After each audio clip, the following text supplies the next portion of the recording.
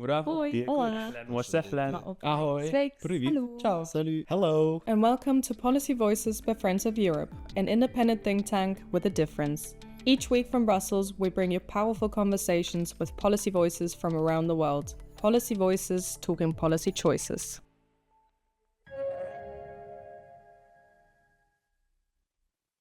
Hello and welcome to the first episode of a 5-part series of Policy Voices exclusively dedicated to the European elections. I'm your host, Catarina Vila Nova. Each day this week, we are bringing you a brand new episode on 5 key election topics. I spoke with representatives from 5 parties on the issues that are going to dominate not only the elections but also the next mandate. They are European security and defense, artificial intelligence, climate change and green transition, migration and fundamental rights, and the EU budget and the cost of living. I spoke with representatives from 5 parties and asked them where they stand on each topic and what policy proposals they will put forward in the next mandates. I spoke with heads of communication, secretary-generals and MEPs from the European People's Party, ALDE, the Party of the Socialists and Democrats, the Greens and the Left.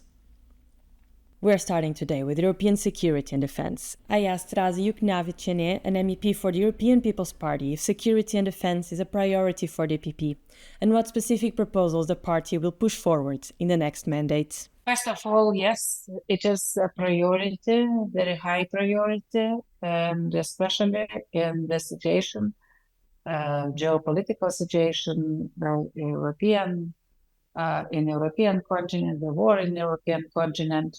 First and most important is to help Ukraine to win this war.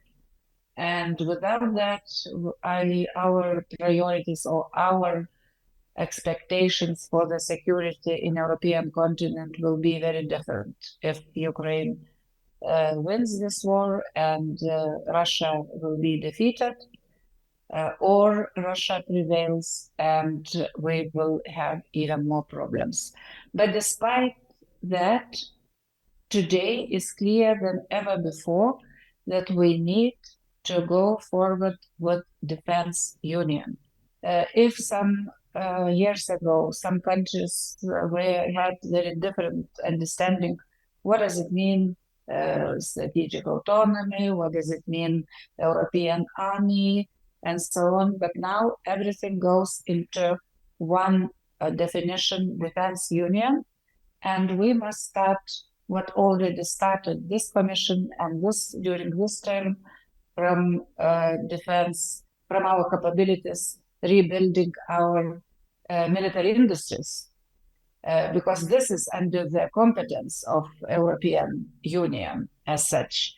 But going to national state, of course, increasing of defense spendings, increasing capabilities for different national member states, also military mobility, cyber security, and also I would like to say, which is very important, and we see in front of those elections, is hybrid attacks, be it disinformation, especially influence of agents, different agents from abroad, I mean proxies or friends of Kremlin, friends of China, by the way, also.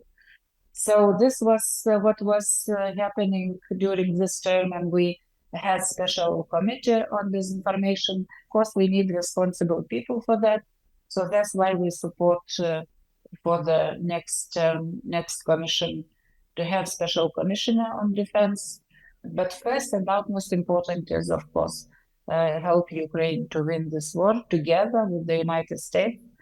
Speaking about defense union, I also want to underline that transatlantic relationship is utmost important for our group as well. Important issue for next term, it's enlargement. Maybe it's not directly related with the European Union security issues as we understand, hard security, but Ukraine especially could play an important role to have this defense union and our security much stronger, because Ukraine today has the strongest armed forces in European continent and experienced on the ground, and Ukraine could be most helpful, important part when we speak about the threats from the East. Without that, without this part of security on this part of European continent, we will be very vulnerable and small, not capable. But don't forget also other parts of our neighborhood, southern neighborhood.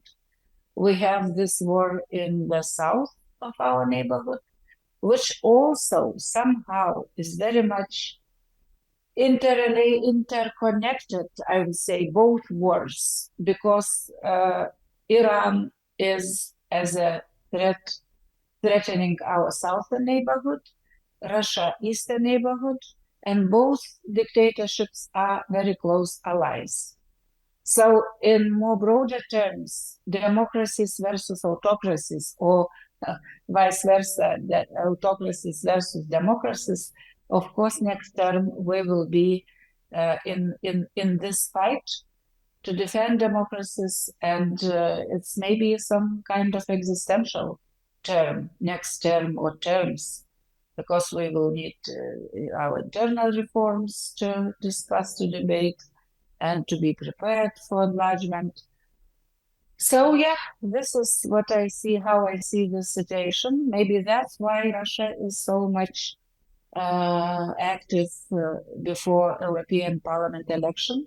I think first time in years when Russia so actively is trying to use their hybrid power, everything they can, to have this parliament with as many friends for Russia as possible. Next year, what Didrik de Schaetzen, the Secretary General of the ALDE Party, had to say on what his party's priorities are for security and defense. I think the ALDE Party as such, and in our group, we've been, first of all, really at the front of, which is a nice figure of speech, for defending Ukraine. You know that Ukraine, the party of President Zelensky, is part of my members.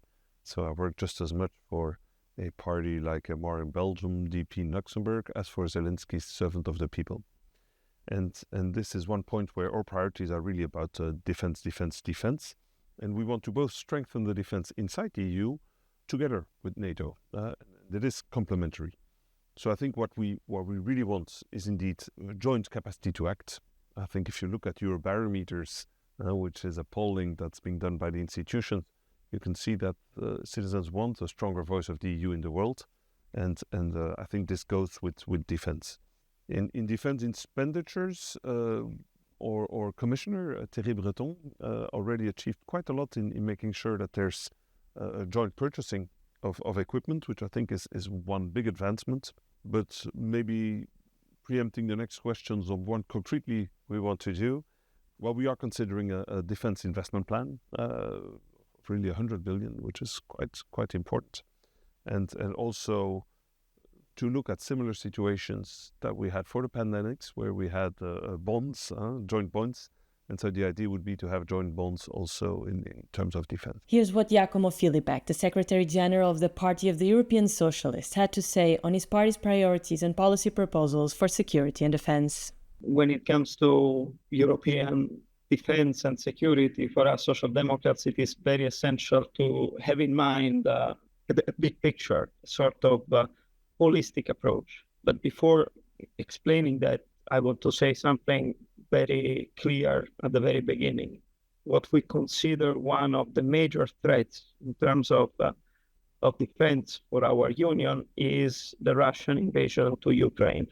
We see that our borders, this war of aggression in Ukraine has never been justified by any means, in our opinion, and we need to continue support Ukraine to defend itself. Besides Russia, we can still see that around the European Union, we have other areas of instability that pose a potential threat to the stability of the Union.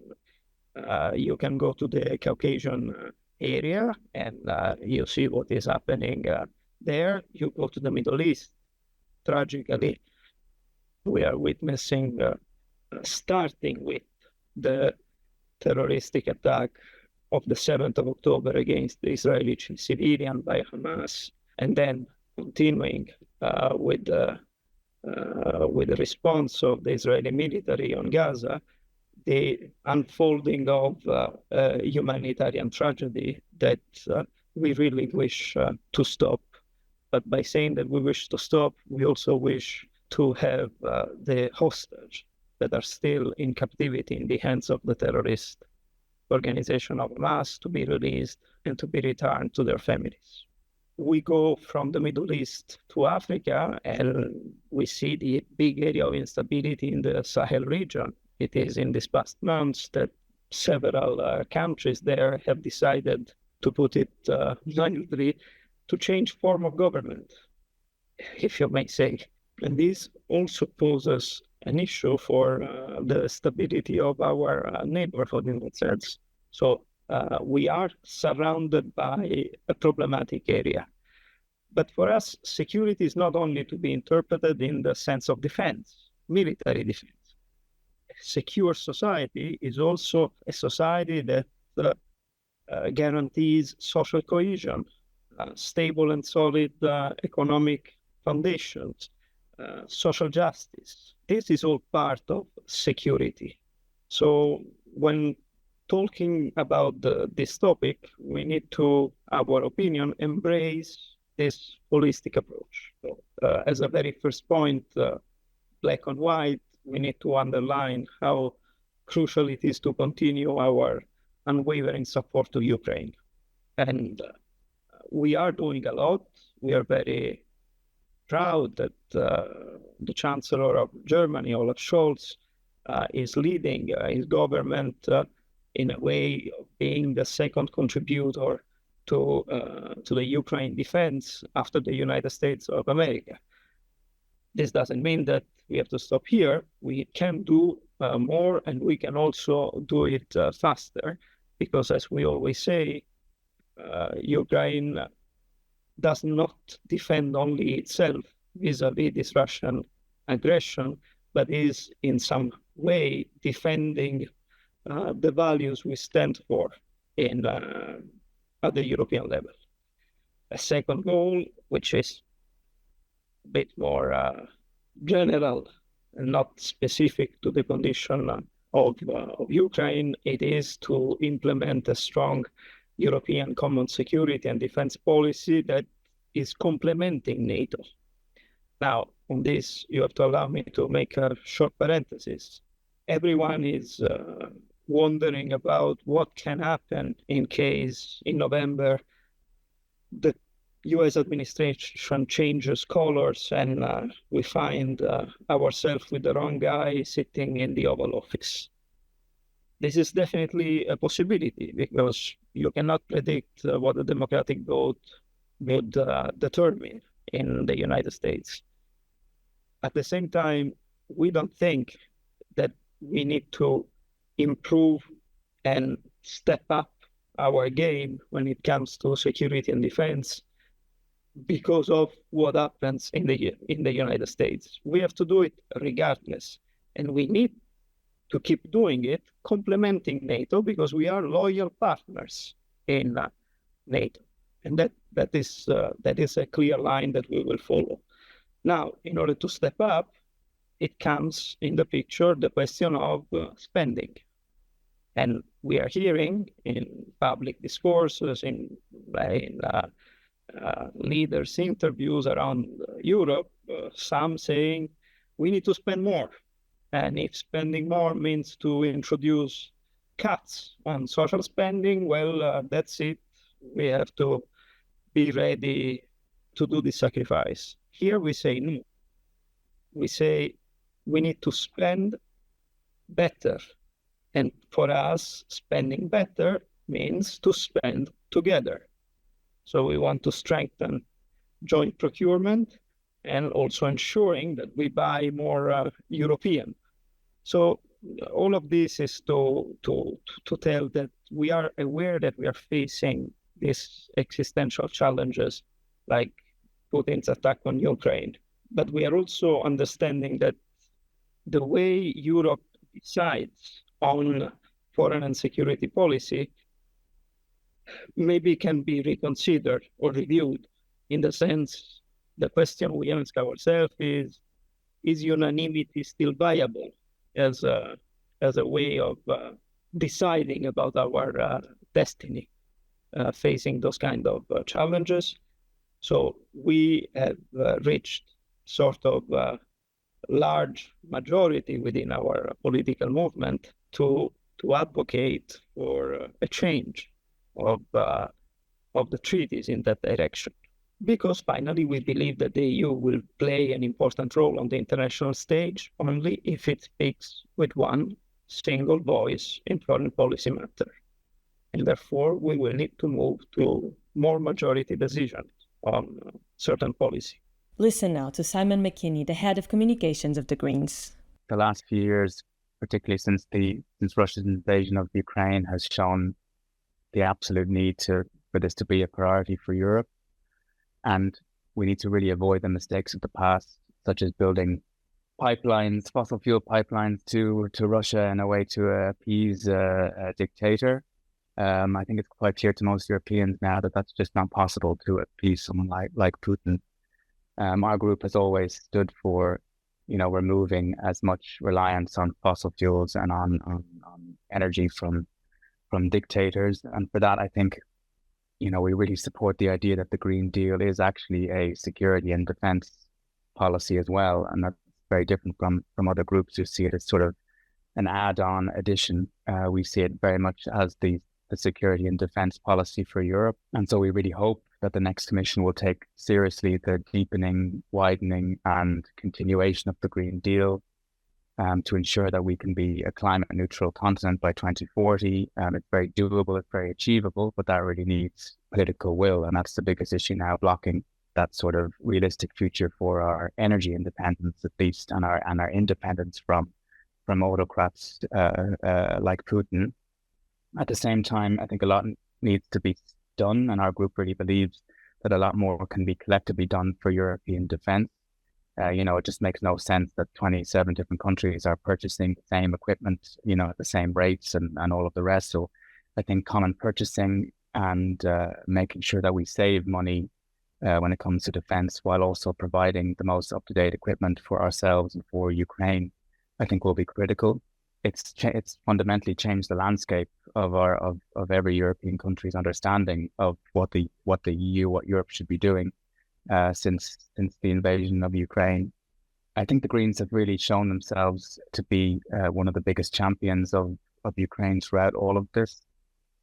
I'm thinking of, for example, on imports from Ukraine when it comes to farmers. I mean, we had a lot of opposition over the last 2 years from EPP and other political families, in the sort of guise of protecting Polish and other farmers. But we put our money where our mouth is when we say we want to ensure that Ukraine is brought into the European family and that they're part of Europe. That means also taking some hits to ensure that Ukraine is protected during this war, and we'll continue to do that at every turn, I think, for the coming mandate, and to ensure that we can come to some sort of peaceful solution, which is of course, I think, as was said in one of the debates recently, could happen tomorrow if Putin decided to withdraw. So we'll see what happens the next 5 years, but it's certainly going to be a major priority for the incoming mandate for the Greens. I think on sort of common defence, more coordination amongst member states, I think, is critical, including for the purchasing of equipment. I think we need to see a huge investment program, a deepened investment program for Ukraine, and we want to see a roadmap for membership for Ukraine. I mean, that we still think that's long term. There's a lot of reform needed. There's a lot of things to do there, but it's really important that they don't end up, in a limbo land for forever. So I think that's something that we'll be focusing on over the next 5 years. And lastly, in today's episode, David Lundy, the head of communications of the left. So the left in the European Parliament has always been opposed to the efforts to militarize the European Union. That's been going on for decades. And our approach has been to advocate a more peaceful, non-military approach to security. Generally, we think the money used to increase Europe's military-industrial complex should be redirected towards social programs, climate action, things like that. Our vision is, more place the emphasis on diplomacy, conflict prevention, and disarmament as kind of key strategies for maintaining peace globally, advocating for peace globally.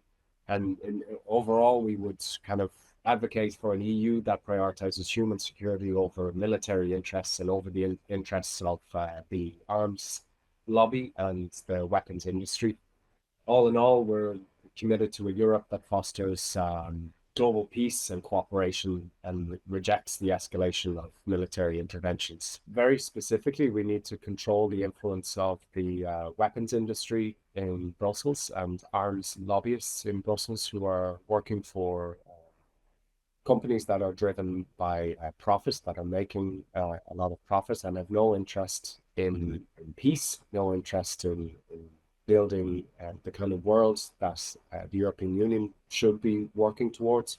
And overall, we don't want those arms companies at the table when we're talking about these kind of issues. That's a very specific proposal that I can give you. We want the Commission to exclude those companies from policymaking. Besides that, we want an EU that much more actively works for nuclear disarmament and much more actively supports the treaties that are aimed at reducing and eliminating weapons of mass destruction, such as nuclear weapons. And we want a lot more transparency and disclosure of EU defence and security policy so we can ensure accountability. And that was it for today's episode. We'll be back tomorrow with the second episode of this 5-part series of policy voices exclusively dedicated to the European elections. Tomorrow will be all about artificial intelligence, so make sure to subscribe to Friends of Europe's podcast to be notified as soon as the episodes are available. I'm Catarina Vila Nova, and I'll be with you again tomorrow.